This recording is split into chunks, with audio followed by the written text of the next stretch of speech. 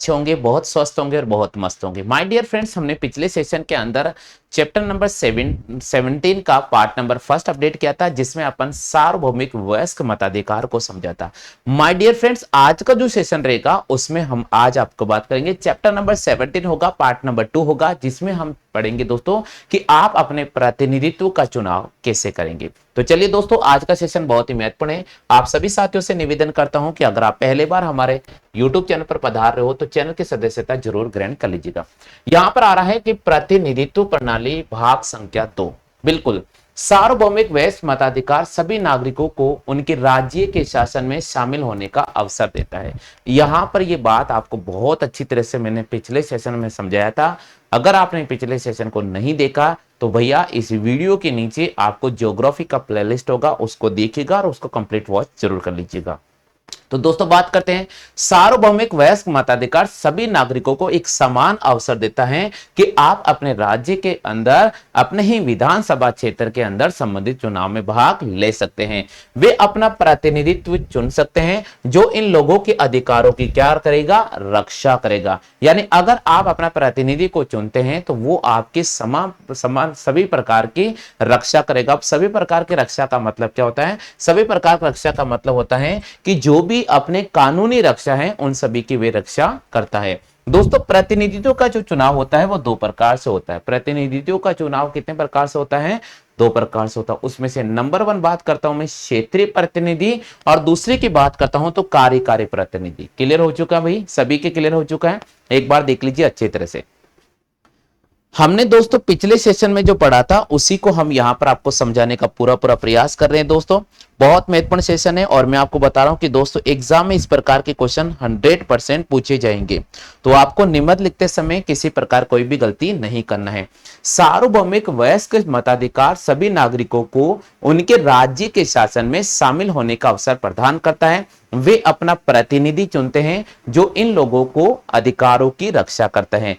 प्रतिनिधि का चुनाव मुख्य रूप से दो प्रकार से होता है। प्रतिनिधि का चुनाव मुख्य रूप से कितने प्रकार से होता है दोस्तों? दो प्रकार से होता है। उसमें से एक की बात करता हूं मैं, तो एक आता दोस्तों हमारे पास में कार्यकारी प्रतिनिधि और दूसरा हमारे पास में आता है क्षेत्रीय प्रतिनिधि। दूसरा हमारे पास में क्या आता है दोस्तों? क्षेत्रीय प्रतिनिधि। क्लियर हो चुका भाई सभी के? चलो आगे चलते हैं दोस्तों, नेक्स्ट सेशन की अपन बात करते हैं।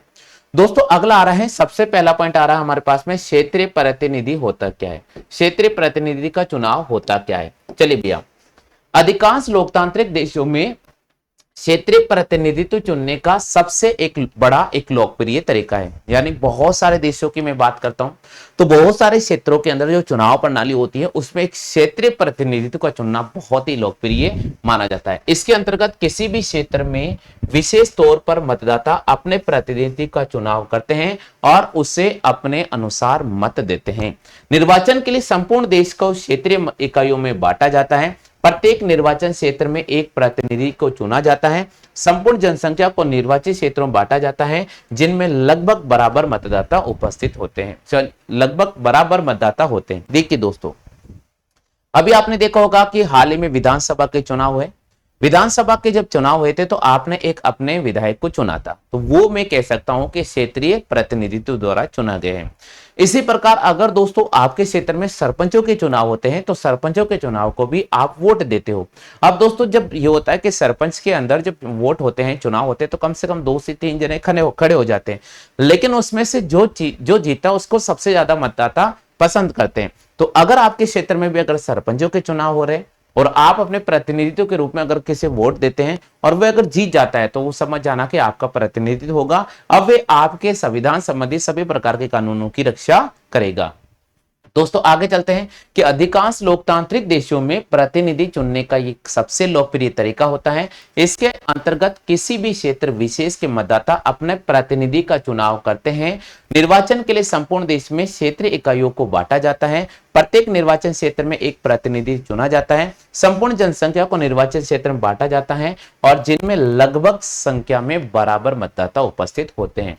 इसी प्रकार आगे चलते हैं दोस्तों, अगला आ रहा हमारे पास में कार्यकारी प्रतिनिधित्व। अगला पॉइंट आ रहा है कि कार्यकारी प्रतिनिधि क्या होता है। कार्यकारी प्रतिनिधित्व में कार्यकारी प्रतिनिधित्व का सामान्य अर्थ होता है कि विभिन्न व्यवसायिक समूह के प्रतिनिधियों का चुनाव करना, जैसे कि औद्योगिक कर्मचारी का, व्यापार जगत का, वकील, अध्यापक, ट्रांसपोर्टर आदि का।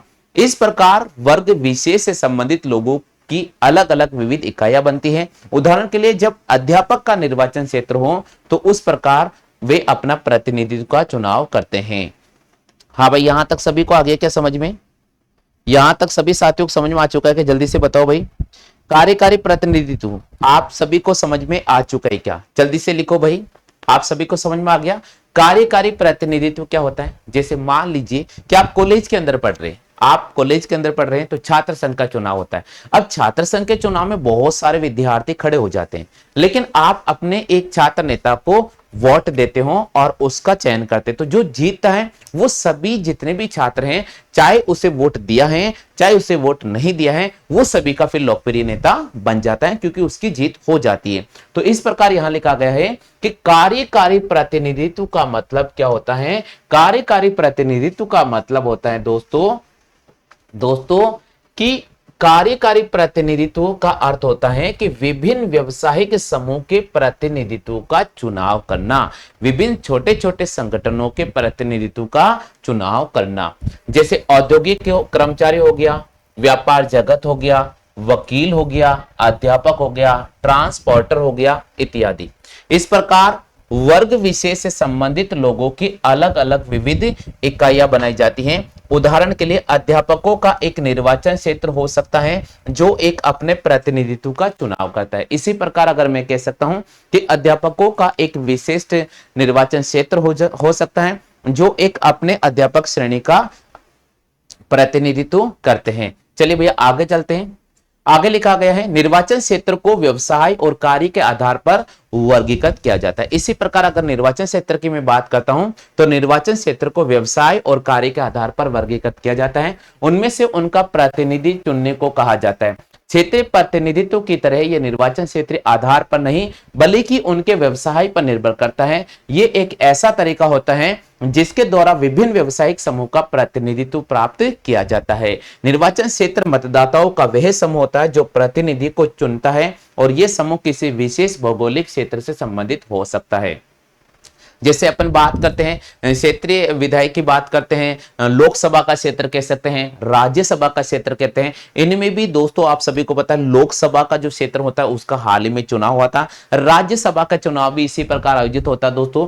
परंतु राष्ट्रपति के चुनाव में सांसद और विधानसभा के जो सदस्य हैं वो निर्वाचन क्षेत्रों से चुने जाते हैं और वो लोग वोट करते हैं। यानी राज्यसभा में आप वोट नहीं कर सकते, लेकिन लोकसभा के चुनाव में आप वोट कर सकते हैं, विधानसभा के चुनाव में आप वोट कर सकते हैं, सरपंच के चुनाव में आप वोट कर सकते हैं। लेकिन अगर राष्ट्रपति के चुनाव की बारी आती है तो दोस्तों आप वोट नहीं करेंगे। राष्ट्रपति के चुनाव में कौन वोट करेगा? दोस्तों राष्ट्रपति के चुनाव में सांसद और विधानसभा में जितने भी सदस्य चुने जाते हैं वो लोग वोट करेंगे, वो लोग वोट करेंगे, जो एक सदस्य या बहुसदस्य निर्वाचन क्षेत्र में भी हो सकती हैं। ठीक है भैया, आगे चलते हैं। जब किसी भी निर्वाचन क्षेत्र से केवल एक सदस्य का चुनाव किया जाता है तो इस प्रकार की जो प्रणाली होती है उसको एक सदस्य निर्वाचन प्रणाली कहा जाता है। यानी ऐसा निर्वाचन क्षेत्र जिसमें से एक सदस्य का चुनाव किया जाता है उसे एक सदस्य निर्वाचन प्रणाली कहा जाता है। लोकसभा चुनाव में संपूर्ण भारत के अंदर 543 इकाइयों में बांटा जाता है और इन 543 क्षेत्रों में से प्रत्येक राज्य और केंद्र शासित प्रदेशों में निश्चित इकाइयां बनाई जाती हैं। एक सदस्य विधायी इकाई की प्रणाली को भारत, ब्रिटेन, अमेरिका, कनाडा, रूस, ऑस्ट्रेलिया, नेपाल, पाकिस्तान में अपनाया गया है। बहुत महत्वपूर्ण जानकारी दोस्तों। एक सदस्य चुनाव कहां कहां अपनाया गया है? भारत में, ब्रिटेन में, अमेरिका में, कनाडा में, रूस में, ऑस्ट्रेलिया में, नेपाल में और पाकिस्तान अपनाया गया है। बिल्कुल ध्यान रखिएगा दोस्तों, यहां से क्वेश्चन आ सकता है कि एक सदस्य प्रणाली को निम्नलिखित में से कौन कौन से देशों में अपनाया गया है। तो दोस्तों आपको याद रखना है, एक सदस्य प्रणाली की अगर मैं बात करता हूं तो इसको अपनाया गया है भारत, ब्रिटेन, अमेरिका, कनाडा, रूस, ऑस्ट्रेलिया और नेपाल में अपनाया गया है। हाँ भाई, सभी साथियों के यहां तक क्लियर हो चुका भाई? सभी साथियों के यहां तक क्लियर हो चुका है? जल्दी से बताइए भाई।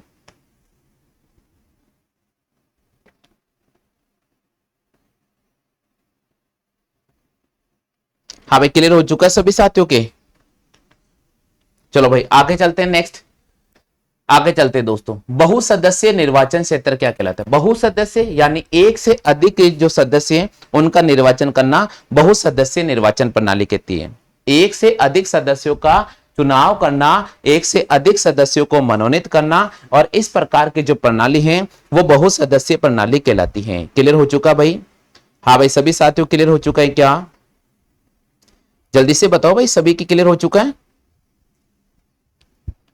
चलो भाई आगे चलते हैं। इस प्रणाली को सामान्य टिकट प्रणाली कहते हैं। जब किसी भी निर्वाचन क्षेत्र में एक से अधिक सदस्य चुने जाते हैं तो उसे बहुसदस्यीय निर्वाचन क्षेत्र कहा जाता है। इस प्रकार की प्रणाली स्विट्जरलैंड के अंदर है, डेनमार्क में है, स्वीडन में है और इटली में है। बिल्कुल याद रख लीजिएगा दोस्तों, स्विट्जरलैंड, डेनमार्क, स्वीडन और इटली के अंदर कौन सी प्रणाली है? बहुसदस्यीय निर्वाचन प्रणाली है। ठीक है भाई, क्लियर हो चुका है? चलो आगे चलते हैं दोस्तों। इस प्रणाली में संपूर्ण देश को विशाल निर्वाचन क्षेत्र में बांटा गया है और प्रत्येक इकाई में कई प्रतिनिधित्वों का चुनाव किया जाता है और राजनीतिक दलों को भी किसी भी निर्वाचन क्षेत्र से प्राप्त मतों के आधार पर बांटा जाता है। तो दोस्तों आज का जो सेशन है, उम्मीद तो करता हूं आपको बहुत अच्छी तरह समझ में आ गया होगा।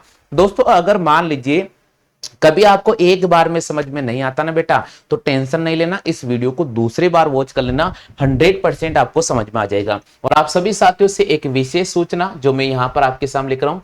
दोस्तों आप जितने भी साथी यहाँ पर लाइव ले रहे हैं, जो भी साथी मेरे व्हाट्सअप नंबर पे कनेक्ट नहीं है, आप सभी से मैं निवेदन करता हूँ, ये मेरा व्हाट्सअप नंबर है 9214447666। आप इस पर मैसेज कर दीजिएगा ताकि संबंधित PDF फाइल है वो आपको अपने व्हाट्सअप नंबर मिल जाएगी। या दोस्तों आप प्ले स्टोर पे जाओ और प्ले स्टोर पर जाकर आप हमारे आरुष क्लासेस ऐप को डाउनलोड कर लीजिएगा। प्ले स्टोर पे जाना है और आरुष क्लासेज ऐप को डाउनलोड कर लीजिएगा। जैसे आप आरुष क्लासेज ऐप को डाउनलोड करोगे तो आपको हमारी सभी प्रकार की जो क्लासें हैं वो आपको हमारे ऐप पर मिल जाएगी। दोस्तों अगर ऐप डाउनलोड करने में किसी प्रकार कोई भी समस्या है तो आप हमारे इस नंबर पे कॉल भी कर सकते हैं, हम आपकी समस्या का हर संभव समाधान करेंगे। तो फिर आज के लिए बस इतना ही साथी, उम्मीद तो करता हूं आज का सेशन बहुत अच्छी तरह से पसंद आया होगा।